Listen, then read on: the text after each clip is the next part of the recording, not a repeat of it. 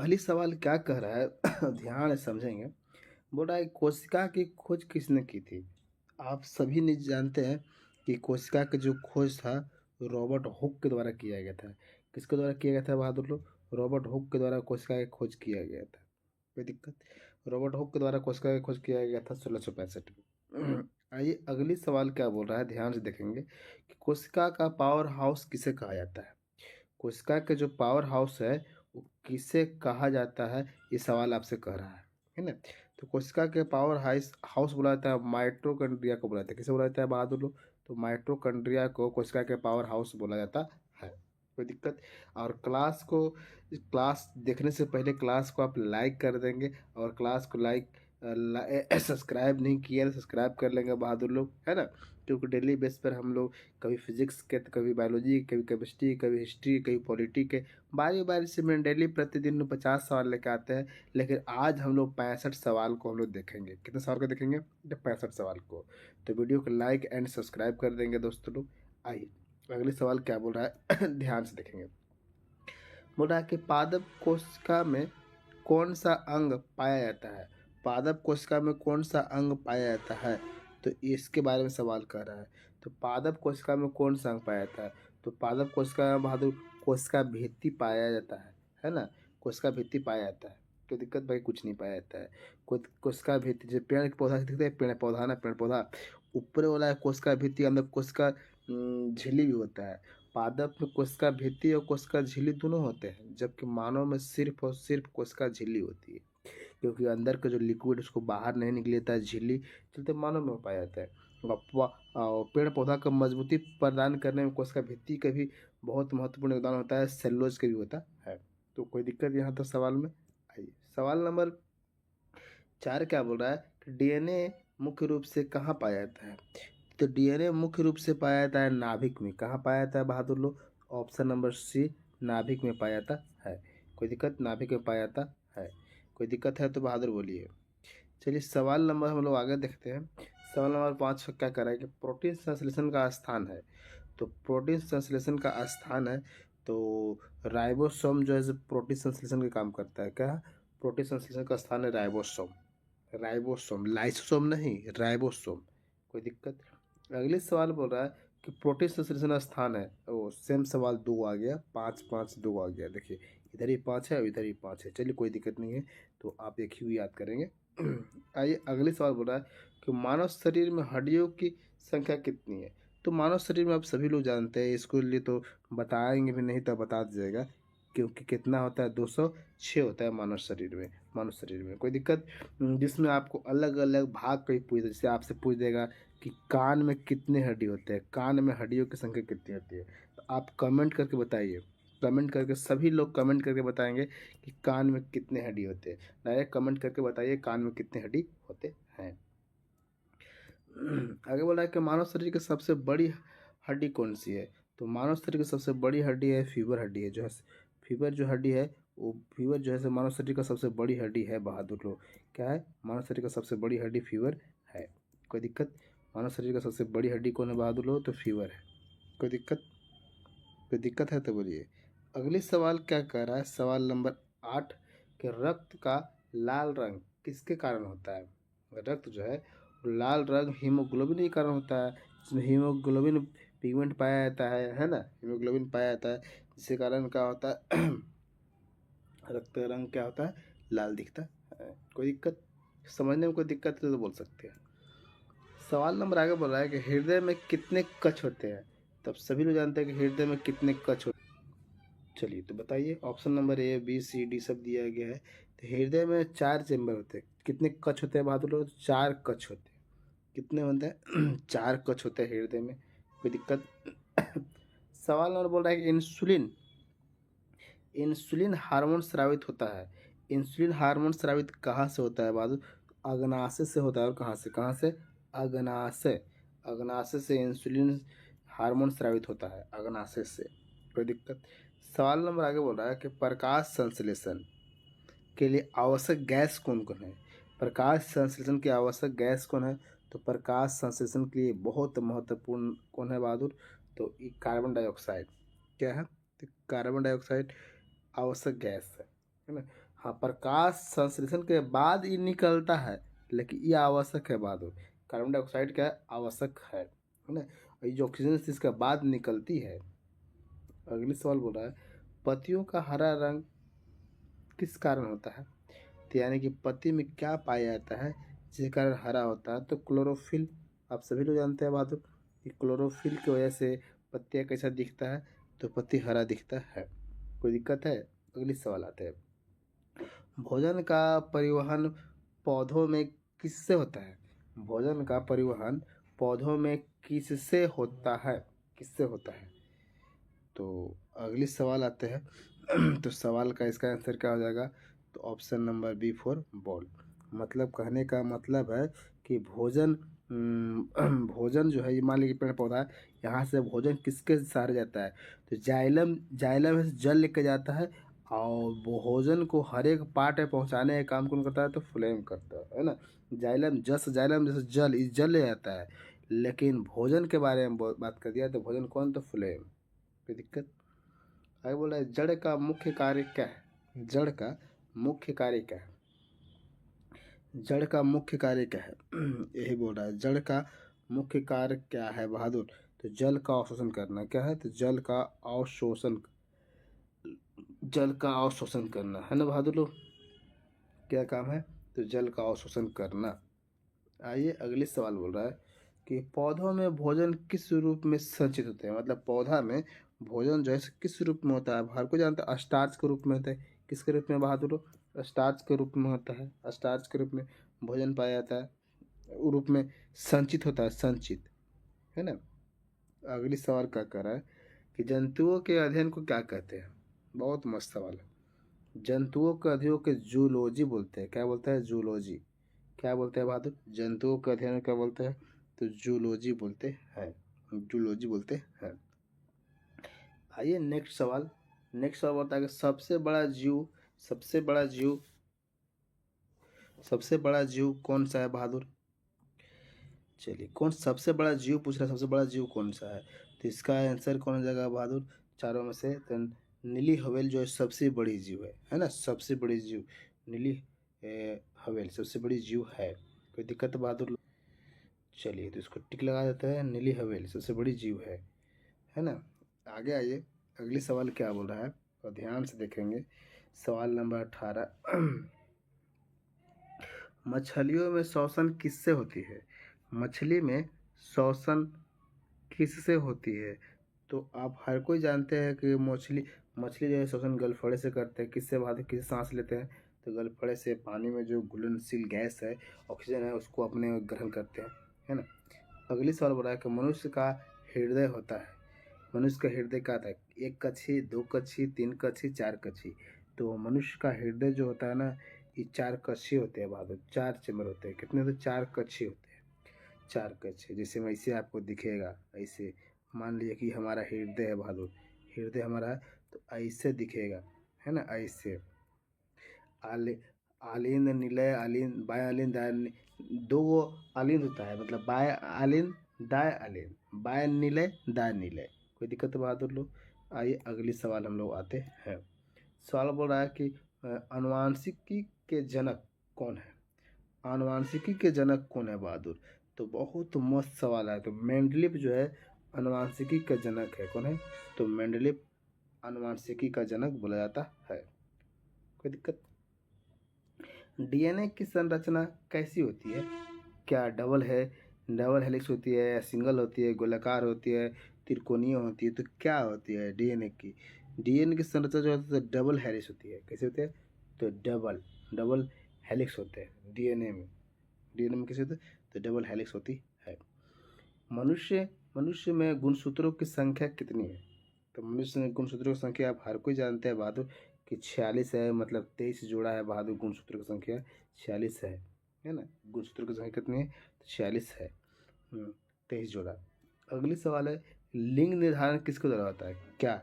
बहुत मस्त सवाल है कि मतलब कि मैंने बच्चा प्रेग्नेंट में है या बच्चा जन्म लेने वाला है, तो उसको कैसे पता चलेगा कि पुरुष होगा कि महिला? ये निर्धारण किस पर होता है? क्या माता के लिंग पर, या पिता के, या किस पर होता है? बहुत मस्त सवाल है। तो ये जो आपको है ना, ये पिता के गुणसूत्र पर डिपेंड करता है ना, पिता पर पता चलता है कि पुरुष होगा कि महिला होगा, है ना, लड़का हो कि लड़की हो। क्यों? क्योंकि अब सभी लोग जानते हैं कि महिला के पास एक्स और एक्स गुण होता है, जबकि पुरुष के पास एक्स और वाई दोनों होता है। एक्स और वाई दोनों होता है बहादुर, है ना, एक्स वाई दोनों होता है। इससे आपको अगर ई से मिलता है तो लड़की होती है, अगर ई से मिल गया मतलब वाई चला गया पुरुष से महिला में, तो क्या हो गया कि पुरुष हो सकता है, लड़का हो सकता है ना। तो पुरुष के पास एक्स वाई दोनों गुणसूत्र होता है, जबकि महिला के पास अलग अलग होते हैं, दोनों एक होते हैं। अगली सवाल आता है कि जिन पाए जाते हैं जिन पाए जाते हैं बहादुर, तो कैसे जिन पाए जाते हैं? तो जिन जो आपको है गुणसूत्र में पाए जाते हैं। कहाँ पाया जाता है? जिन गुणसूत्र पर पाए जाते हैं, गुणसूत्र पर। जिन जो है से कहाँ पाया जाता है? तो गुणसूत्र पर जिन पाए जाते हैं। कोई दिक्कत? सवाल नंबर 26 बोल रहा है कि विटामिन सी की कमी से कौन सा रोग होता है? तो विटामिन सी से तो स्कर्विक रोग हो जाता है बहादुर, बॉडी में हो जाता है, त्वचा संबंधित बीमारी है स्कर्विक, है ना, विटामिन सी। और देखो विटामिन बी से हो जाता है, B1 से बेरी बेरी। और रिकेट्स जो होता है से डी से होता है। और ए होता है विटामिन ए से होता है, ई ए से होता है, ई बी से होता है, और ई होता है डी से होता है। सब तो बारी बारी है। और स्कर्विक कुछ से होता है तो सी से होता है। कोई दिक्कत? चलिए आगे आइए। सवाल और विटामिन डी की कमी से देखिए, अभी जस्ट बताए विटामिन डी की कमी से, अभी जस्ट बताया क्या? रिकेट्स बताया। क्या बताया? तो रिकेट्स। क्या बताया बहादुर? तो रिकेट्स बताया, रिकेट्स। कोई दिक्कत? तो रिकेट्स भी जस्ट बताया। कोई दिक्कत? आइए अगले सवाल। रतौंधी किस विटामिन की कमी से? देखो फिर बताया भी जस्ट कि विटामिन ए की कमी से। सब एक जगह दिया था ऑप्शन में, ये बताइए दिए बहादुर। अब विटामिन बी की कमी से बताइए कि ये बेरी बेरी, सी से स्कर्विक, और डी से रिकेट्स होते होबे करता है ना, यानी कि ई डी है। तो आ गया ये सवाल नंबर। मलेरिया फैलाने वाला मच्छर, बहुत मस्त है कि मलेरिया जो है से वो मादा मादा एनोफिलिस फैलाता है। मादा एनोफिलिज मादा एनोफिलिस जो है ना, सब महिला लोग इतने ब्लड चूस लेते हैं ना, वही फैलाते हैं। तो हमेशा सुनते हैं कि मादा लोग बहुत खून चूसती है, तो मादा जो है मच्छर का होती है, बहुत खून चूसती है ना। आगे बोला कि एड्स रोग किसके कारण होता है? एड्स एड्स जो रोग है, वो एड्स रोग जो है सो वायरस के कारण होता है। किसके बाद? एड्स जो रोग है सो वायरस के कारण होती है। आपको ऑफलाइन क्लास में बहुत कारण बताया है और क्या क्या घटनाओं से हो सकता है, जैसे ब्लड दान करने से, सेक्सुअल संबंध बनाने से, बहुत सा बीमारी से होता है। लेकिन इसमें किससे बहादुर? तो वायरस, सब वायरस के कारण, वायरस की बीमारी है। एड्स किसका है? तो वायरस की बीमारी है ना। अगली सवाल है कि रक्त का द्रव भाग क्या कहलाता है? जो रक्त में जो द्रव भाग होते हैं उसको क्या बोलते हैं, है ना। तो रक्त का द्रव भाग को प्लाज्मा बोलते हैं। क्या बोलते हैं बहादुर? तो रक्त का द्रव भाग को क्या बोलते हैं? तो प्लाज्मा बोलते हैं। तो option number D for dog. कोई दिक्कत? आगे बढ़ रहा है कि सार्वभौमिक दाता रक्त समूह में सर्वाधिक देने वाला कौन है? एक सार्वभौमिक ग्राही होता है, एक सार्वभौमिक दाता होता है। सार्वभौमिक दाता बोल रहा है, तो देने वाला कौन है? मैंने दान करने वाला वो निगेटिव है। लेकिन अगर बात कह देगा कि ग्रहण करने वाला कौन है, तो ग्रहण करने वाला ए बी प्लस होता है, ए बी प्लस होता है ना, ए बी प्लस होता है। चलिए अगले सवाल। देखो आ ही गया, यही सवाल के बारे में बता रहे थे। तो एक कौन होता है? तो ए बी प्लस, ग्रहण करने वाला ए बी प्लस। लेकिन दान करने वाला कौन? दान करने वाला ओ बी, ओ निगेटिव, है ना। और ग्रहण करने वाला ए बी पॉजिटिव। कोई दिक्कत? अगली सवाल बोला सबसे कठोर पदार्थ कौन है? सबसे कठोर इशारों में से सबसे कठोर पदार्थ कौन है? तो दांत का जो इनामेल जो परत है ना, दांत का इनामेल सबसे कठोर पदार्थ है चारों में से, है ना। सबसे कठोर दांत का इनामेल जो मतलब चमकता है ना, वो भाग के बोल रहे हैं। पाचन की शुरुआत होती है, तो पाचन की शुरुआत हालांकि मुंह से ही हो जाता है।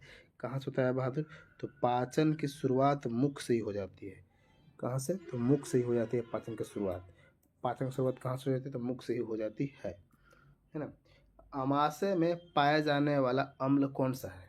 अमाशय में पाया जाने वाला अम्ल कौन है ना। अमाशय में पाया जाने वाला अम्ल, तो हाइड्रोक्लोरिक अम्ल HCl। कौन है बहादुर? हाइड्रोक्लोरिक अम्ल HCl। ये HCl बहुत हार्ड होता है, HCl बहुत हार्ड होता है HCl। तो जब बहादुर आप कमेंट करके बताइए कि अमाशय में कौन सा परत पाया जाता है जिससे हमारा बॉडी HCl से जलने से बच जाता है। जैसे ऐसे थैली में है तो गोले गोले कौन सा परत पाया जाता है जिसके कारण HCl जला नहीं पाता है, जबकि HCl तेजाब से भी हार्ड है, तेजाब के बाप है ना, बाप है। लेकिन फिर भी हमारा आँत जो है हमारा पेट जलता नहीं है, हमारा जलता नहीं, किसके कारण? तो कौन सा यहाँ पर परत होता है गोले गोले, वही कमेंट करके बताना है कौन सा परत होता है ना। चलिए अगले सवाल क्या बोल रहा है कि मानव शरीर का सामान्य तापमान कितना होता है? तो मानव शरीर का सामान्य तापमान सेल्सियस में दिया हुआ है, तो 37 डिग्री सेल्सियस। कितना होता है? 37 डिग्री सेल्सियस। अगर आपको फ़ारेनहाइट में दिल रहता तो 98.6, 98.6 फ़ारेनहाइट, 98.6, 98.6 फ़ारेनहाइट, है ना, ये फ़ारेनहाइट। और केल्विन में बोलता तो 310 केल्विन। कितना? 310 केल्विन। कोई दिक्कत यहाँ तक? चलिए अगले सवाल बोल रहा है कि मूत्र का निर्माण कहाँ होता है? मूत्र का निर्माण कहाँ होता है? तो गुर्दा में होता है। कहाँ होता है बात? ऑप्शन नंबर सी हो जाएगा। कहाँ हो जाएगा? तो ऑप्शन नंबर सी, गुर्दा में होता है। ऑप्शन नंबर सी हो जाएगा। कोई दिक्कत? ऑप्शन नंबर सी हो जाएगा। अगली बोल रहा है नेफ्रॉन किसका संरचनात्मक और क्रियात्मक इकाई है? मतलब नेफ्रॉन, तो नेफ्रॉन तो ही बहादुर इसका ही भाग है जहाँ अभी जस्ट बात किए, है ना। तो गुर्दा का ही बहादुर किसका? तो गुर्दा का ही बात है, गुर्दा का ही बात है। अच्छा किडनी के हिंदी में क्या बोलते हैं उसको कमेंट करके बताइए तो, कि किडनी जो है, किडनी, किडनी को हिंदी में क्या बोलते हैं? आप कमेंट करेंगे किडनी को हिंदी में क्या बोलते हैं, आप कमेंट करेंगे। अगली सवाल बोल रहा है कि संतुलन बनाए रखने वाला मस्तिष्क का भाग है। तो मैंने हम लोग का संतुलन बनाए जो रखता है ना, संतुलन बनाए रखने वाला मस्तिष्क का भाग कौन है बहादुर? तो सेरिबेलम। कौन है? तो सेरिबेलम है। कौन है बहादुर?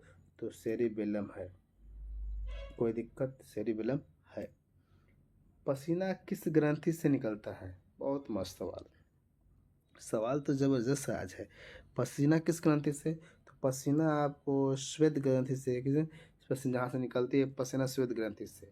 पसीना जो बॉडी से बाहर निकलता है श्वेत ग्रंथि से निकलता है। कोई दिक्कत? अगले सवाल बोल रहा है कि आँख के किस भाग से प्रकाश प्रवेश करता है? आँख के किस भाग से प्रकाश प्रवेश करता है? आँख में जो प्रकाश प्रवेश करता है तो किस भाग से प्रवेश करता है बहादुर? ये बोल रहा है पुतली से। किससे? तो पुतली। इसमें हमको तीन ही ऑप्शन दिख रहा है, एक ऑप्शन छूट गया है क्या? चलिए क्वेश्चन नंबर, तो इसका हो जाएगा आंसर पुतली। क्या हो जाएगा बहादुर? तो पुतली। और ऑप्शन नंबर डी छूट गया है बहादुर। चलिए डी छूट गया तो कोई दिक्कत नहीं है, लेकिन आंसर जो है सो मिल गया, आंसर आपको मिल गया। ठीक है। आगे बोल रहा है कि आँख का रंग किससे निर्धारण होता है? आँख का रंग कितना का देखा कि आँख का भूरा भूरा होता है, ब्लैक होता है, अलग अलग दिखता है। तो आँख का रंग किससे निर्धारण होता है? तो आयरिस से निर्धारण किया जाता है कि आँख का कलर कैसा है। आँख का कलर कैसा है? आयरिस दिखता है, आयरिस से, है ना बहादुर, आयरिस। आँख का रंग निर्धारण कौन करता है? तो आयरिस। कोई दिक्कत? श्वसन की मूल इकाई कहलाती है, श्वसन की मूल इकाई कहलाती है, श्वसन की मूल इकाई कहलाती है एक्वियोलाई, एक्वियोलाई क्या बोलते हैं? एक्वियोलाई। Option number C for cat, एक्वियोलाई, एक्वियोलाई। कोई दिक्कत? आगे देखिए फेफड़ों की संख्या होती है, तो फेफड़ों की संख्या होती है, तो फेफड़ों की संख्या है कितने बहादुर? तो फेफड़ों की संख्या दो। कितने बहादुर? फेफड़ों की संख्या कितनी होती है? तो दो होती है फेफड़ा, है ना, दो फेफड़ा होती है ना। गॉड जानते थे कि भारत दुनिया में आएगा बंदा तो सिगरेट उड़ाएगा, इस चलते कितने दिए? फेफड़ा दो। दारू पिएगा, कितने किडनी दिए? दो, है ना। चलो अच्छा है, तो दो को दिए तो कल खराब कर लेंगे। बोला कि मानव हृदय का वजन लगभग होता है, मानव हृदय का वजन लगभग होता है 300 ग्राम। कितना होता है? 300 ग्राम, लगभग 300 ग्राम होता है, लगभग 300 ग्राम होता है। ठीक है। रक्त के थक्के जमाने में सहायक होता है, रक्त के थक्के जमाने में सहायक होता है, रक्त के थक्के जमाने में सहायक होता है। और कौन होता है बहादुर रक्त के थक्के जमाने में सहायक?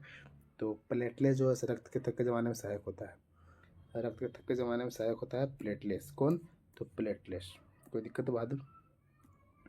आगे बोला कि हीमोग्लोबिन पाया जाता है, तो हीमोग्लोबिन पाया जाता है तो किस में बहादुर? क्या डब्ल्यूबीसी में, आरबीसी में, प्लेटलेट्स में, प्लाज्मा में, किस में? तो हीमोग्लोबिन जो है ये आपको आरबीसी में पाया जाता है। कहाँ? आरबीसी में पाया जाता है, आरबीसी में पाया जाता है। कोई दिक्कत बहादुर? मानव शरीर में रक्त की मात्रा लगभग होती है, तो 5 से 6 लीटर पाया जाता है बहादुर, 5 से 6 लीटर पाया जाता है। कोई दिक्कत? मानव शरीर में 5 और या कुल वजन, मतलब कि आप 50 केजी है तो 50 केजी का 7% निकाल लीजिए, या 40 केजी है 40 केजी का 7% निकाल लीजिए, आपको उतने ब्लड पाया जाता है। जब 50 केजी का 7% कितना होगा? तो गुना कर दो, 7×5 = 35, 3 लीटर, कुछ समय 3.5 लीटर के आसपास में 50 केजी वाले से। जैसे हम मान लेते कि हम मेरा कितना है 60 केजी है, 60 केजी तो 7 पर कितना हो जाएगा? तो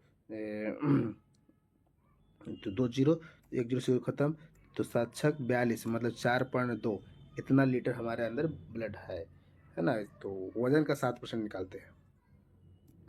बोला सबसे बड़ी ग्रंथि कौन सी है? बहुत मस्त सवाल है कि सबसे बड़ी ग्रंथि कौन सी है बहादुर? तो यह है यकृत। कौन बहादुर? तो यकृत सबसे बड़ी ग्रंथि है। तो 50 सवाल आपको हो गया, अभी 15 सवाल और बचे हैं क्योंकि हम 65 सवाल के बारे में बात किए थे। आइए अगली सवाल। प्रकाश संश्लेषण के लिए ऊर्जा का स्रोत, प्रकाश संश्लेषण में ऊर्जा कहाँ से आती है ना? तो ऊर्जा प्रकाश से कहाँ से? सूर्य प्रकाश से। कहाँ से बहादुर? सूर्य प्रकाश से। खाना बनाता है पेड़ पौधा तो सूर्य प्रकाश रहेगा ही, नहीं तो कहाँ से बांधेगा? उसके पास ये तो कब बन जाएगा खाना? उसके लिए क्या चाहिए? ये बनने के बाद किसका निर्माण होता है? तो ऑक्सीजन का निर्माण हो जाता है। कोई दिक्कत? वाष्पोत्सर्जन मुख्य रूप से किससे होता है? वाष्पोत्सर्जन मुख्य रूप से किससे होता है? तो पत्तियों से होता है। किससे बहादुर? मतलब पेड़ पौधा खाना किससे आता है? तो पत्तियों से, है ना। किससे? तो पत्तियों से। कोई दिक्कत? जाइलम का मुख्य कार्य है, तो जाइलम मतलब जल पहुंचाने का काम करता है। तो देखिए देखिए ध्यान देखिए, भोजन परिवहन तो ये फ्लोएम, ठीक है। भोजन बनाना तो पतिया अलग काम है। जाइलम की सिर्फ और सिर्फ किस काम है? तो ऑप्शन नंबर सी हो जाना चाहिए। क्या होना चाहिए बाबू? तो ऑप्शन नंबर सी। कोई दिक्कत? आइए अगली सवाल बोल रहा है कि फ्लोएम का काम क्या है? अब फ्लोएम मतलब भोजन, तो ऑप्शन नंबर क्या हो जाएगा? जस्ट बताए, भोजन का परिवहन करने का काम करता है। बताए ना बहादुर लोग? अरे बोलो तो सही, बोलो तो सही। चलिए अगली सवाल है, सवाल नंबर 55 कि नाइट्रोजन स्थिरीकरण करने वाला जीवाणु है। नाइट्रोजन स्थिरीकरण करने वाला जीवाणु कौन है? तो राइजोबियम। कौन है? तो राइजोबियम, राइजोबियम। कौन है बहादुर? तो राइजोबियम है, राइजोबियम है। कोई दिक्कत? आगे बढ़ा, सबसे बड़ा जंतु कौन सा है? चारों में सबसे बड़ा जंतु कौन है? तो नीली हवेल जो सबसे बड़ा जंतु है। नीली हवेली कौन है बहादुर? सबसे बड़ा जंतु। हालांकि लगा कि 2 बार रिपीट हो गया है ना। आगे बढ़ा, सबसे तेज दौड़ने वाला जंतु कौन सा है? सबसे तेज दौड़ने वाला जंतु इसमें कौन है? चीता बहुत सबसे तेज बहादुर। चीता को बोला जाता है कि जितने शरीर गर्म होता है उतने स्पीड में भागता है। बुलेट देखे हैं? बुलेट, बुलेट का बुलेट का इंजन जितना हिट होता है ना उतने स्पीड पकड़ता है। तो इस चीता के है। चीता से कोई पंगा मत लेना कि हम उसको पीछे करके भाग जाएंगे, है ना। पंगा तो पहले आप इसको से भी नहीं लेना। ये जो है सो ये गाँव का शेर है, गाँव का शेर। जब दौड़ता है ना तो नानियों को नानी याद आ जाता है। चलिए अगली सवाल है कि कीटों में श्वसन किससे होता है? कीट जो होते हैं, कीट बताएं, इसमें श्वसन सांस मतलब किससे लेते हैं? तो सांस लेने का ऊपरी बॉडी के ऊपरी परत होता है, बाद उसको बोलते हैं ट्रेकिया। क्या बोलते हैं? किससे लेते हैं? Trachea, trachea. कोई दिक्कत? ट्रेकिया। अगली सवाल बोल रहा है कि मेढक किस वर्ग का जंतु है? मेढक मतलब कौन सा ग्रुप में आता है ना। तो मेढक आपको उभयचर में आता है। मेढक जो होता है किसमें? उभयचर में। क्योंकि मेढक दोनों में रह लेता है, मतलब उभयचर मतलब कॉमन, पानियों में रह लेता है और कहाँ रह लेता है? अस्तर पे भी रह लेता है। कोई दिक्कत? आइए आगे बढ़ा कि पक्षियों पक्षियों की हड्डी कैसी होती है? क्या पक्षियों की हड्डी कैसी होती है? ठोस, भारी, खोखली या लचीली? कैसी होती है बहादुर? तो इसका होती है खोखली होती है बहादुर। पक्षियों की हड्डी कैसी होती है? तो खोखली होती है। पक्षियों की हड्डी एकदम खोखली होती है। अनुवांशिकी के जनक किसे बोलते हैं? तो जस्ट ये सही चैप्टर हो गया है सवाल, रिपीट हो रहा है क्या? चलिए कर लेते हैं। मेंडलिफ कोई दिक्कत? मनुष्य में गुणसूत्रों की संख्या कितना है? 46। ये भी रिपीट हो गया बहादुर। कितने सवाल रिपीट है? हाँ। लिंग निर्धारण, अरे ये भी हो गया है। चलिए 2-3 सवाल जो है से रिपीट हो गया है, कोई दिक्कत नहीं है। विटामिन ए तो आपको रतौंधी। विटामिन ए क्या बहादुर? तो रतौंधी। विटामिन ए कमी से क्या होता है? तो रतौंधी होती है। और एड्स रोग किस वायरस से होता है? तो चलिए एड्स जो रोग है बहादुर, वो किस वायरस से होता है ये आपको बताना है। एड्स जो रोग होता है किस वायरस से होता है, इसके बारे में बहादुर आप कमेंट करेंगे। क्या करेंगे? आप कमेंट कीजिए। क्वेश्चन नंबर 65 आप कमेंट कीजिए, आपका होमवर्क है ना बहादुर? आप क्लास को लाइक नहीं किए तो लाइक कर लेंगे, और सब्सक्राइब नहीं किए सब्सक्राइब कर लेंगे। और अभी अपने क्लास नए नए हैं तो अपने इसको प्रचार करने की भी कोशिश करेंगे, अपने दोस्तों को पास बहादुर भेजने की भी शेयर करेंगे, भेजने की भी कोशिश करेंगे, है ना? चलिए मिलते हैं अगले क्लास में। अगले में कुछ और टॉपिक लेके आएंगे। तो बायोलॉजी से 65 सवाल में 2-3 गो रिपीट हुआ तो मान लीजिए 60 सवाल आपके पास है। आज का कितनी सवाल है? 60। 2-4 गो रिपीट हो गया है। चलिए मिलते हैं अगले क्लास।